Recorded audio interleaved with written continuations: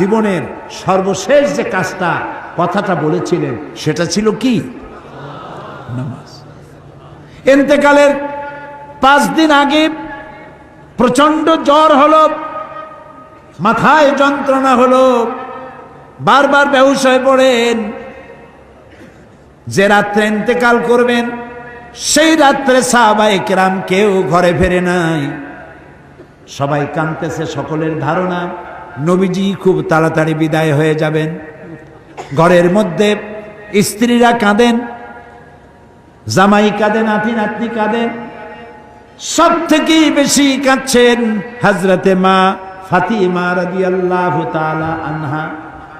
রাসূলুল্লাহর হুশ এলো, হযরত ফাতেমার কান্না দেখে কাছে ইশারা করে ডাকলেন, কানে কানে কি যেন বললেন। হযরত ফাতেমার কান্না বন্ধ হয়ে গেল। হযরত আয়েশা ফাতেমাকে ডেকে বলেন, মা তোমার আব্বা জান কি তোমারে বলল, কান্না বন্ধ হলো তোমার? হযরত ফাতেমা বলেন, মা আমার আব্বা জান আমাকে কানে কানে বললেন, মা কাঁদিস না, তোর কান্না আমার বরদাস্ত হয় না। আমি তোমাকে সুসংবাদ শোনাই, আমি মরে যাওয়ার পর সবার আগে তোমার সাথে আমার দেখা হয়ে যাবে। হযরত ফাতেমা বুঝতে পেরেছেন এর অর্থ হলো রাসূলের ইন্তেকালের পরে আত্মীয় স্বজনের ভিতরে সর্বপ্রথম ফাতেমার ইন্তেকাল হবে। হয়েছিল তাই। রাসূলুল্লাহ বেহুশ হয়ে পড়লেন, আবার হুশ হলো, আবার বেহুশ হলেন। ফজরের পরে হযরতে জিবরাইল এসে বলছেন, আসসালামু আলাইকা ইয়া রাসূলুল্লাহ, হে আল্লাহর রাসূল, আল্লাহ আপনাকে সালাম বলেছেন আর তিনি জানতে চেয়েছেন আপনি কেমন আছেন। তিনি জানেন আপনি কেমন আছেন, তারপরেও তিনি জানতে চেয়েছেন আপনার মুখে আপনি কেমন আছেন। নবীজি বললেন, আমি বড়ই কষ্টের ভিতরে আছি, অসুস্থ আছি।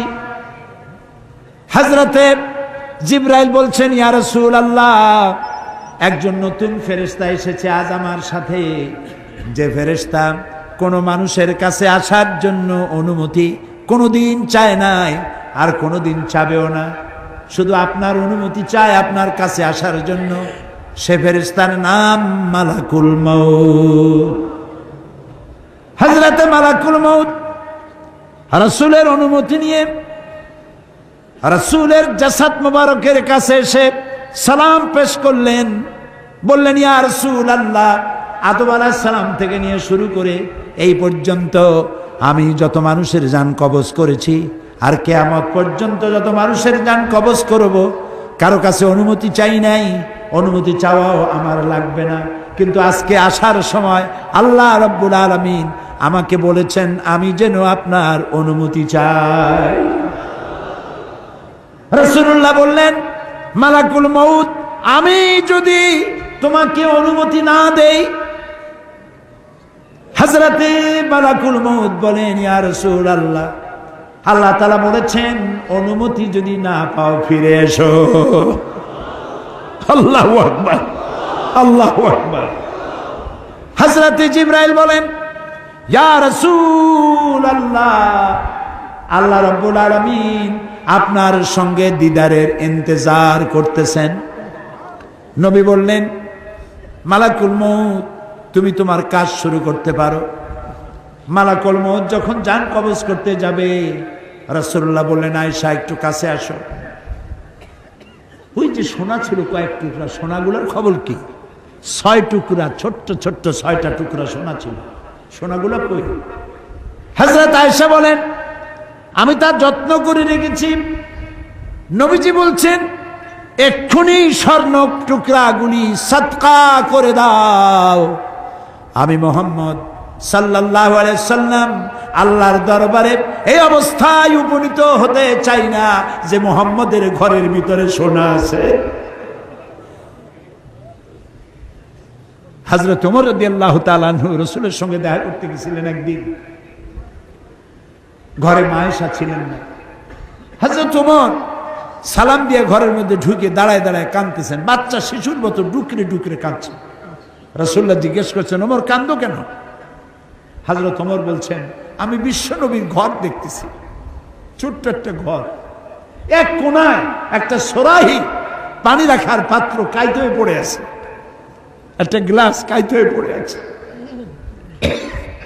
আর এক কোনায় 1 কেজি কি আধা কেজি জল পড়ে আছে, আর রাসূল শুয়ে আছেন দড়ি দিয়া বুনানো একটা খাটিয়ার উপরে, চাদর নাই, বালিশ নাই, হাত মোবারক মাথার তলে দিয়ে শুয়ে আছে, পিঠ মোবারকে দড়ির দাগ কেটে আছে। হযরত ওমর বলছেন, ইয়া রাসূলুল্লাহ, আমি তো বরদাস্ত করতে পারছি না, বিশ্বনবী তার পিঠে দড়ির দাগ, পানির পাত্র কাইট হয়ে পড়ে আছে, খাট নাই, বালিশ নাই, আপনি আমাকে অনুমতি দেন, আমি আপনার জন্য একটা তোষক বানাই নিয়ে আসি। রাসূলুল্লাহ বললেন, ওমর, আমি তো দুনিয়ায় শান্তি করতে আসি নাই, আমি যদি ওহদ পাহাড়কে বলি ওহদ আমার জন্য সোনায় পরিণত হয়ে যা, ওহদ পাহাড়টাই সোনা হয়ে যাবে, শান্তি করতে আসি নাই। নবীজি বললেন, আয়েশারে সোনাগুলি বিতরণ করে দাও, সাদকা করে দাও। মালাকুল মউতকে বললেন, তুমি তোমার কাম সারো। জান কবর শুরু হয়ে গেল। নবীজি জীবনের শেষ কথা মুখ থেকে উচ্চারিত হলো, আসসালাত আসসালাত ওয়া মা মালাকাত আইমানুকুম, ও আমার উম্মতেরা, নামাজ নামাজ। ইন্তেকালের সময় মেয়ের কথা বললেন না, নাতির কথা বললেন না, জামাইয়ের কথা বললেন না, উম্মতকে স্মরণ করালেন, ও আমার উম্মতেরা, নামাজ ছেড়ে দিও না, আর তোমার অধীনস্থ ব্যক্তিদেরকে জ্বালা যন্ত্রণা দিও না, চাকর বাকরের জ্বালা যন্ত্রণা দিও না, গরিব মানুষের দিকে লক্ষ্য রেখো, আর আমি চিরজনমের মতো তোমাদের থেকে বিদায় নিয়ে গেলাম, নামাজ ছেড়ে দিও না। কিয়ামতের দিন ওই রাসূল যদি আমাদেরকে উম্মত বলে পরিচয় না দেন, জান্নাতে যাওয়ার উপায় নাই।